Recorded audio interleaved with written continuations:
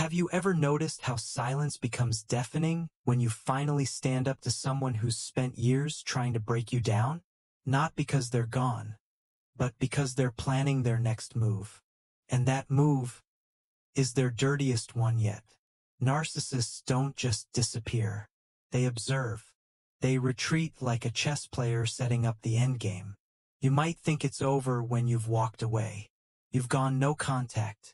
You've stopped explaining yourself. You've stopped reacting. But to the narcissist, this is not an end.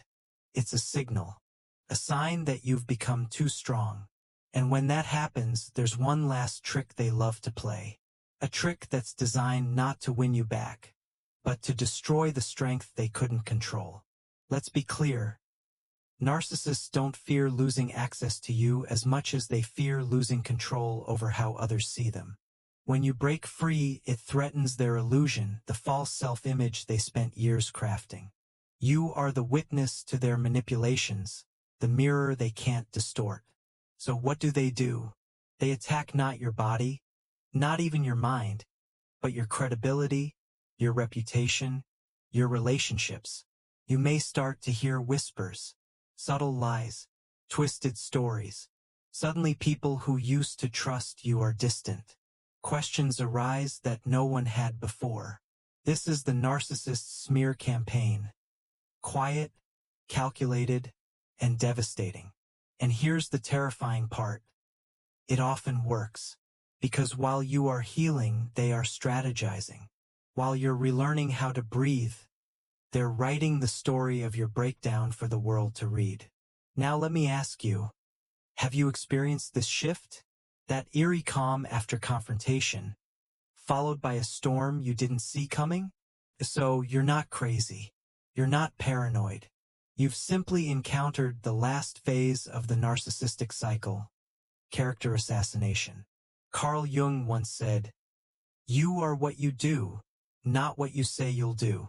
But in the hands of a narcissist, your actions can be rewritten, repainted, and reinterpreted until even you begin to doubt yourself. This isn't just emotional abuse, it's psychological warfare. To understand this final trick, we have to dig deeper. It's not just about revenge. It's about survival from their point of view. Narcissists rely on a false persona to feel secure. They're terrified of being exposed as hollow, flawed, or powerless. And when you walk away with your dignity intact, you threaten that entire illusion. So they do what they do best, project. If you called them manipulative, now you're the manipulator. If you pointed out their cruelty, suddenly you're emotionally unstable. If you begged for honesty, they'll say you were controlling. It's not logic. It's narrative warfare. And the worst part? They don't even have to be around you anymore to damage your life. Imagine someone leaving behind a trail of gasoline and lighting a match as they exit. That's what the final trick is. It's not meant to bring you back. It's meant to make sure no one follows you. No one believes you. No one helps you. It isolates you, not physically, but emotionally and socially. And the more you try to defend yourself, the guiltier you look. This is why healing from a narcissist is not just about moving on. It's about reclaiming your reality. It's about learning to live with the fact that some people may never know the truth, and choosing to live anyway. And most importantly, it's about recognizing that the silence after the break isn't peace. It's preparation, not yours. Theirs. Are you ready to see what happens when the narcissist sees you've outgrown them? Are you ready for the trick they saved for last? What happens when truth no longer matters, and only perception shapes reality? This is the battlefield where the narcissist fights their final war, your social world. Not through facts, but through impressions. Through suggestive words, raised eyebrows, and perfectly timed silences. They don't need to accuse you directly. All they have to do is imply. She was always intense, you know? He just needed too much attention. I tried. But some people are just toxic. Notice the wording? Harmless on the surface, venomous underneath. This is the art of plausible deniability, a tactic designed to make you look bad without making them look malicious. And the brilliance of this trick: you're not even in the room to defend yourself. They stain your name like ink in water. Slow, invisible at first, until the whole glass is clouded. And here's the psychological trap. The more you try to explain your side, the more defensive you appear. People start to wonder, why are you so obsessed? Why are you still talking about it? Maybe the narcissist was right. Have you ever found yourself trying to clear things up, only to feel like your words made things worse? That's not a coincidence. The psychological bait. The narcissist paints you as overreactive, so that every attempt to clarify confirms their narrative. It's not just manipulation, it's entrapment. And it's exhausting. Carl Jung understood this deeply. He said, "The reason for evil in the world is that people are not able to tell their stories. And in the narcissist's game, silencing your story is the goal. Not just to destroy your truth, but to rewrite it with their version." Let me offer a real-life example. Imagine Sarah, who broke free from a long, emotionally manipulative relationship. After months of silence, she began to hear from mutual friends that her ex was concerned about her mental state. Subtle, just enough to make people doubt her stability. But when Sarah spoke up and shared what she had endured, emotional neglect, gaslighting, control, people squinted. "But he seems so kind," they said. "Maybe you just weren't compatible." This is the power of the narcissist's last trick. It turns your truth into suspicion, and their lies into sympathy.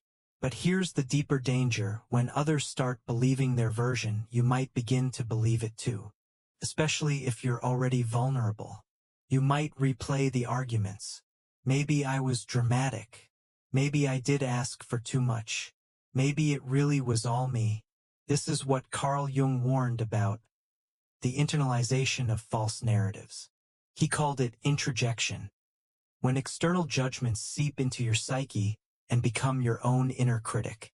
It's no longer just about what they say. It's about what you start to feel as truth, even when it isn't. This is how narcissists don't just break relationships, they fracture identities. They leave you doubting your memory, your worth, your voice. And they do it without laying a hand on you. Just with words, stories, and silence. But here's the twist they never expect. What happens when you stop trying to be believed and start believing yourself? What happens when you walk away, not just physically, but emotionally, mentally, spiritually? The smear campaign loses power the moment you no longer seek validation. When you realize that people who truly know you don't need explanations. That healing is louder than reputation. And that your truth, no matter how distorted by others, remains yours to live. So let me ask you, are you still trying to make them see who you really are? Or are you ready to let go of the need to be understood so you can finally be free? Let's talk about what really threatens a narcissist. It's not your anger, not your tears, not even your silence. It's your clarity, your ability to see through the illusion they built and no longer play along. When you finally stop reacting, stop explaining, defending, or begging, you don't just confuse them, you expose them. Because without your emotional response, their manipulations lose power. Think about it. Their tactics only work when you care. When you're still hoping for closure. Still waiting for them to apologize. Still longing to be seen or loved by them. But the day you no longer need any of that, you become a mirror. A mirror that reflects their emptiness, their dishonesty, their shame. And this is when they panic. Because the narcissist's greatest fear is not being hated. It's being irrelevant. They crave attention, control, emotional dominance.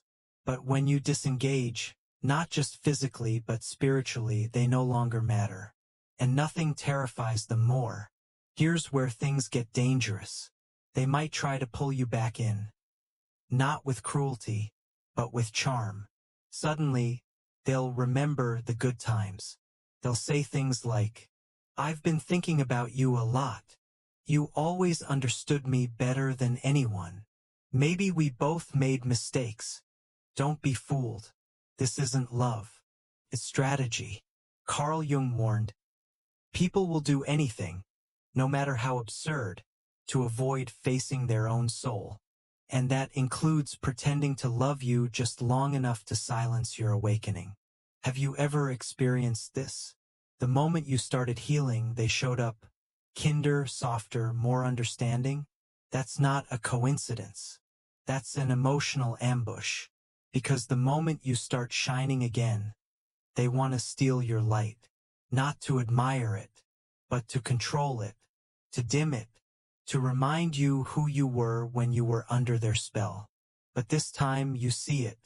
You feel the trap before it closes. You notice how their words don't match their energy, how their flattery tastes like poison dipped in honey. And that's your turning point. You stop engaging in the argument. You no longer justify your boundaries. You let the silence speak louder than any essay could. You stop trying to make them a better person. You start becoming a stronger one. That's not coldness. That's liberation. Because healing isn't about revenge. It's about reclaiming the pieces of yourself they tried to rewrite. And slowly, moment by moment, you start remembering, you were never too much. You were just too aware, too honest, too awake for someone who built their world on deception. Now, they can't use your empathy against you, because it's no longer blind. It's wise, selective, rooted in self-respect. So, let me ask you, can you feel it? That quiet power growing in you? That subtle shift where you no longer seek their closure, but create your own? That's not just healing. That's transformation. There comes a moment in your healing when you no longer look back. Not with anger, not with hope, not even with curiosity. It's not that you've forgotten what happened. It's that you've reclaimed the narrative. You're no longer the person they gaslit into self-doubt. You're no longer trapped in the mental loop of, was it really abuse? Or was I just too sensitive? You know the truth now. And more importantly, you believe yourself. That belief, your belief in your own perception, your own value, is what breaks the final chain. And here's the irony. The narcissist never expected you to survive without them, because they convinced you that you couldn't. But now you're not just surviving. You're thriving. Your laugh is real again. Your eyes don't scan the room for emotional danger. You make decisions based on your joy, not their reaction. You've stopped asking, what if they come back? And started asking, what more of myself can I reclaim? Let that sink in. You've gone from being someone who tiptoed around their moods to someone who sets the tone in your own life. This isn't just healing. This is a rebirth. Carl Jung once said, I am not what happened to me. I am what I choose to become. And maybe that's the ultimate act of defiance against someone who tried to erase you. You became more. You became whole. You became you, the version they feared because they couldn't control it. Now, when you walk into a room, you don't carry the weight of your wounds. You carry wisdom. Not bitterness, but boundaries. Not vengeance, but vision. And most importantly, you no longer see strength as something you have to prove. You see it as something you protect. So if you're still in the fog, still wondering if you're allowed to walk away, let this be your sign. You are. You don't need their apology to begin again.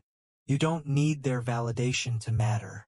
You don't need to make them understand in order to free yourself. All you need is to choose you. So I ask you now, are you ready to choose peace over proving, clarity over chaos, your future over their past? Because the moment you do, they no longer own a single piece of your story. You do.